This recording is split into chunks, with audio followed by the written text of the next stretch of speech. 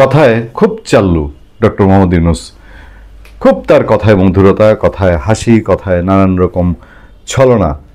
সেই ডক্টর ইউনূস জাতির উদ্দেশ্যে ভাষণ দিয়েছেন। যদি বলা হয় দুরভিসন্ধিমূলক, যদি বলা হয় শুভঙ্করের ফাঁকি, আস্তে আস্তে বুঝতে পারবেন। আমাদের রিয়েকশনও আমরা জানাবো একাধিক আলোচনায়, এবং আমরা আজকে বসেছি বিএনপি এবং জামাতের প্রাথমিক রিয়েকশন নিয়ে। কিন্তু সেই প্রাথমিক রিয়েকশন কি হতে পারে ডক্টর ইউনূসের জাতির উদ্দেশ্যে ভাষণে, আপনারা বুঝতে পেরেছেন। আমি আপনাদেরকে বলেছিলাম, গতকাল রাতেই বলেছিলাম, ডক্টর ইউনূস তিনি হয়তোবা জাতীয় নির্বাচনের দিন একই দিনে গণভোটের ঘোষণা দিবেন, তাই দিয়েছেন। আমরা এটাও আপনাদেরকে বলেছিলাম যে আপনারা এত আশায় বুক বাইধেন না, ডক্টর ইউনূসের বক্তৃতার পরেই সব গলায় গলায় পিরিতি মিলে যাবে। আওয়ামী লীগ, বিএনপি, জাতীয় পার্টি, জামাতে ইসলামী সব গলায় গলায় মিলে চলো চলো ঈদগাহ চলো, চলো চলো নির্বাচনে চলো। সেরকম হওয়ার কোনো লক্ষণ নাই। কিন্তু তার বক্তৃতায় তিনি কি বলেছেন, সবচেয়ে চতুরতা যেটা করেছেন, একটা হলো জুলাই সনদ ঐকমত্য কমিশন 15টা মাস যে পার করলেন, এই সময়ের মধ্যে যা আলোচনা হয়েছে ঐকমত্য পরের আলাপ, সেই আলোচনার বিষয়বস্তুর বাইরেও কিছু বিষয়বস্তু তারা সিদ্ধান্ত দিয়ে দিয়েছে। আমি প্রশ্ন তুলেছি, এগুলো দিলে আরো আগেই 15 মাস আগে দিতে পারতো, আর 10 মাস আগে দিতে পারতো, 8 মাস আগে দিতে পারতো, তখন করেনি। জাতীয় সংস্কার কমিশন, সংবিধান সংস্কার পরিষদ করতে হবে, আচ্ছা সেগুলো বলছে কতদিনের মধ্যে, আগামী দিনে সব ডিক্টেট করে দিচ্ছে। অরাজনৈতিক অংশ সমস্ত কিছু নির্ধারণ করে দিচ্ছে আগামী দিনের রাজনীতি কেমন চলবে। যাদের জনগণের সঙ্গে কোনো যোগাযোগ নাই, ম্যান্ডেট তো দূরের কথা, কোনোদিন জনগণের পালসও বুঝে নেই, ইভেন দো জনগণের কোনো বিপদ আপদে কোনোদিন পাশে ছিল না, সেই অংশটা টেবিলে বসে ঠিক করে দিচ্ছে আগামী দিনের জনগণ কিভাবে চলবে। আচ্ছা ঠিক আছে, তারপরে যদি ভালো কিছু করতো, বসে গণভোটের 4টা বিষয়, বাংলাদেশের মানুষ 5টা ভোট দিবে গণভোটে, মানুষের খাইয়া দেয়া কোনো কাজ নাই। আপনি এই টেবিল ওয়ার্কের কথা বাদ দেন, তাত্ত্বিক কথা, বই পুস্তকের কথা বাদ দেন। বলেন তো দেখি, গ্রামের একটা মানুষের কাছে আপনি গিয়ে যদি কন যে তুমি একটা তো নৌকা বা ধানের শীষ অথবা লাঙ্গলে ভোট দিবা, সে বুঝলো। এরপর যখন বুঝাইতে যাবেন যে তোমার আরো 4টা জিনিস আছে, এইগুলাতে তোমার ভোট দিতে হইবে, কি একটা হলো জুলাই সনদ মানো কি মানো না, আরেকটা হইলো যে তারপরে আবার একের ভিতরে অধিক আছে, যে ওই প্রধানমন্ত্রীর মেয়াদ কতদিন হবে, উচ্চ কক্ষ নিম্ন কক্ষ বক্কি চক্কি যা যা আছে, বুঝতে গেলে মানুষটা আপনার কি বলবে, যাও আমার মাথায় ধরে না, এগুলো বুঝি না, আমি যাবো গিয়া দানের শেষে ভোটটা দিয়ে আয় পড়বো, আমি যাবো গিয়া না ওই ভোটটা দিয়ে আয় পড়বো। এর বাইরে আপনি বুঝাইতে পারবেন বাংলাদেশে কোটি কোটি মানুষ, আমাদেরই বুঝতে ঠেলা লাগে, বিএনপি বলছে বিএনপি বুঝে না, সেই জিনিস আপনি গণভোটের সামনে নিয়ে আসছেন। আচ্ছা, প্রাথমিক রিয়েকশনেই বিএনপি একরকম এটারে, বিএনপি স্থায়ী, আমি যখন কথা বলছি 13 নভেম্বর 2025, তখন তার থেকে কিছু সময় বাদে ঘণ্টাখানেকের মধ্যেই বিএনপির স্থায়ী কমিটির বৈঠকে বসার কথা। এরপরে তো আমরা তাদের আনুষ্ঠানিক প্রতিক্রিয়া জানতে পারবো। কারণ বিএনপি নিয়ে বিশ্বাস নিয়ে অনেকে বলে, বিএনপি হয়তো এর মধ্যে দিয়েও, তারা তো অনেক স্যাক্রিফাইসিং দল, তারা কত কিছু স্যাক্রিফাইস করেছে, মব স্যাক্রিফাইস করেছে, মুক্তিযুদ্ধের উপর হামলা স্যাক্রিফাইস করেছে, আওয়ামী লীগ নিষিদ্ধ না চেয়ে পরে আবার আওয়ামী লীগ নিষিদ্ধটাও স্যাক্রিফাইস করেছে, তারপর মানুষের এই যে নিরাপত্তা নাই, জানমালের নিরাপত্তা নাই, শান্তি নাই দেশের মধ্যে, সহিংসতা, রাজনৈতিক বোমাবাজি, এই সব কিছুই বিএনপি তো সহ্যই করে যায়। কি একটা হলো তারা সামনে ইলেকশন হবে, ক্ষমতায় যাবে, আর একটা হলো তারেক রহমান সাহেব প্রধানমন্ত্রী হবেন। তো সেই সহ্য যদি করে যায়, এবার করে গেলে পরে যা হতে পারে রেজাল্ট তাই হবে, ফলাফল বিএনপিকেই সেটার মূল্য দিতে হবে। আর যদি তা না হয়, তাহলে আমাদের একটু অপেক্ষা করতে হবে যে বিএনপি এখন জনগণের পক্ষে থাকে নাকি ডক্টর ইউনূসের পক্ষে থাকে। তবে তাৎক্ষণিক যে প্রতিক্রিয়াগুলো আমরা পাচ্ছি, সেই প্রতিক্রিয়াগুলোতে বিএনপির স্থায়ী কমিটির সদস্য সালাউদ্দিন আহমেদ, তিনিই তো আসলে এই আপনার ঐকমত্য কমিশনে মূল রোল প্লে করেছিলেন বিএনপির পক্ষে। তার কিছু রিয়েকশনের মধ্যে অন্যতম হচ্ছে যে প্রধান উপদেষ্টার ভাষণে জুলাই সনদ লঙ্ঘিত হয়েছে।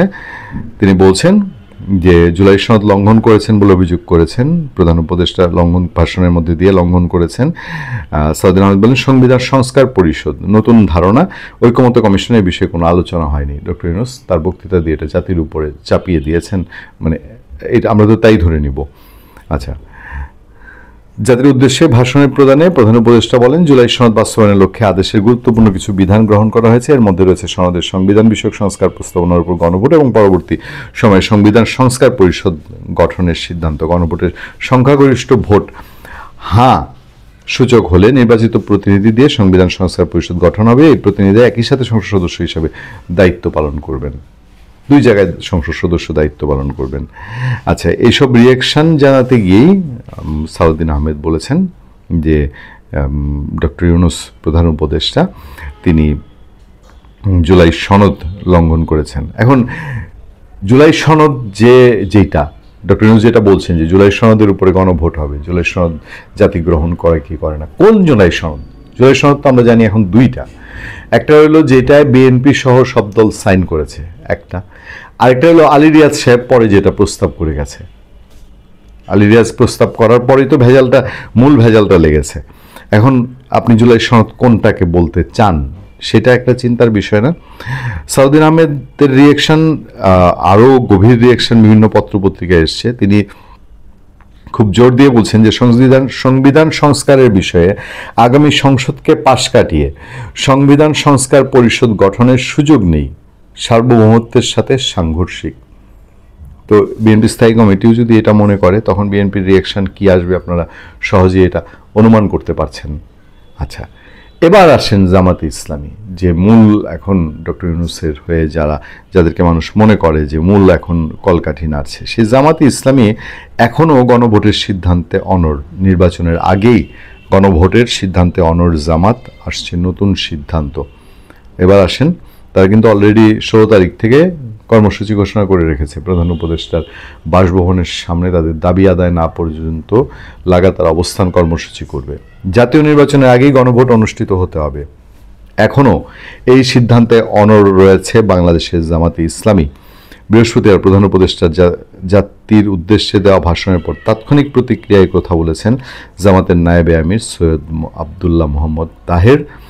তিনি বলেন, প্রধান উপদেষ্টার ভাষণের কিছু কিছু বিষয়ে আরও ক্লিয়ারিফিকেশন দরকার। আমরা নিজেরা বসে পর্যালোচনা করে পরবর্তী সিদ্ধান্ত নেব।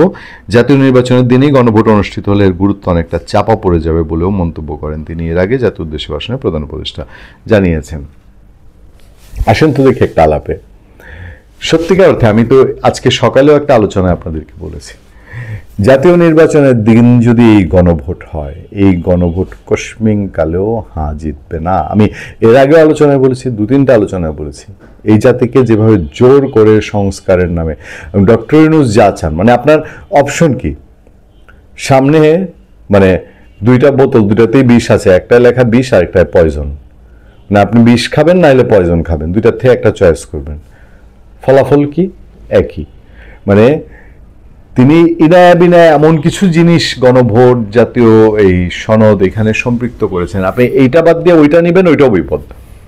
মানে কোনোটাই আপনার জন্য সুইটেবল না, এবং কোনোটাই এই সারা বাংলাদেশের 18 কোটি মানুষের সবার মতামতের প্রতিফলন না। এই মতামতটা নেওয়ার জন্য কৌশলী অনেকটা গ্রামীণ ব্যাংকে সুদের মাইর থাকে না, একটা সুদের মাইর আপনার মুখে বলবে যে আরে না আমাদের এখানে সুদ তো 13%, আপনি যখন কিস্তি দিতে যাবেন, দিতে যান যখন হয়রান, তখন দেখবেন সুদ নেয় 32%।